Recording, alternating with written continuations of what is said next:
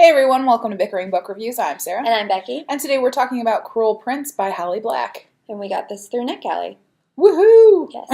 Because we missed her at Book Expo because it wasn't announced. Oh, seriously? She was there? She was at the librarian lunch that we didn't go to because we didn't know it existed, because we didn't understand how Book Expo works the first day. We gotta find that lunch. Yeah, and she was signing ARCs. Oh, yeah. What? I still missed that. Yeah. She's a really interesting person, and I really like a lot of her books. She came to our library a couple years ago, before I actually worked here. With Cassandra Clare. Yes, and it was an incredible talk. There was blue hair going on. It was awesome. Them together, it was very interesting the way that they interacted, and they really talked about their writing process. But that is not what we're talking about today. No, it's not.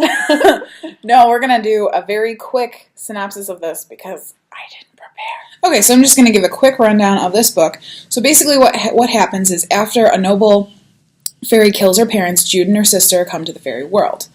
Now, she desperately wants to be part of the fairy nobility because that's how she's been raised. However, they keep rejecting her because she's a dirty, stinky mortal. Mm-hmm. Then kind of some palace intrigue enters. There's a potential of old ruler stepping down for a new ruler.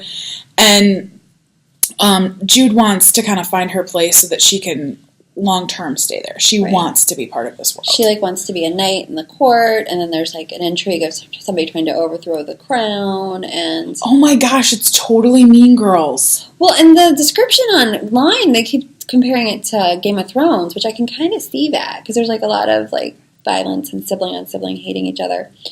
First of all, Holly Black is a phenomenal writer. Yeah, she's such a great writer. She's solid. And not only is she, when we met her, a genuinely nice person, but she's, an awesome writer. Yeah. Her world building in this book is insane. She's really great at building worlds. She really is. She draws, there's talk of, vine, trees made out of vines and, things moving. It's, very creepy, and it's, the mood is incredible. And, you know where you are, and it doesn't get in the way of the story. It doesn't get in the way of the characters. You know who the characters are. That being said, Holly Black is very good at sticking to traditional thoughts on mythical creatures, whether it be vampires or fairies. So fairies are not your fun, everyday, go-lucky, happy, mythical creatures. They're kind of evil. They're mean and evil and bloody and horrible things. They're pretty terrible. But that's part of the, when you pick up a Holly Black book, you know it's not going to be Disney-fied. Right, which I appreciate. And I think that's one of the reasons her stuff doesn't get turned into movies, is because of the fact that she doesn't paint it nice. This is fairy mythology. They will make you dance until your feet fall off, and that's what her fairies do. That's true. The book, there's a lot of brutality, so it's definitely a book for a older teen. And this is it was hard for me to read, and this is going to sound so weird, but the chapters are really long. At least the E-arc, the chapters. And that was really hard for me to get through. I know. I don't know what it is, but when the chapters are longer, it's harder to... And I don't know if it's just because your brain's we're not stopping as often as we need to. Right. And it's hard for me because, this is a good book. It is well written. The characters are well developed. Everything, the story moves along. And I really liked it, but I didn't love it, and I can't figure out why. Well, and I think my issue with this is just that the characters' motivations were so very far from my own. I just can't get over the fact, why does Jude want to stay in this world? Because it's not like she couldn't go back to the mortal world and be totally fine. Why not just leave and let it burn? I mean, it's not like she's made these wonderful connections within the fairy world. They're all nasty to her. And she really could die. And, they could literally glamour her to jump off of a building, and she'd have to do it. Why would you stay? Why would you want to find a place in that? That's true. And that might be playing into, one of the reasons that I really liked it. I just didn't love it. And I think part of, kind of going with what you were saying, is, when you watch dark movies or you read a really dark book, there's usually one little aspect of light. And other than Jude's younger brother, who's barely in the book, she doesn't really have any light in her life.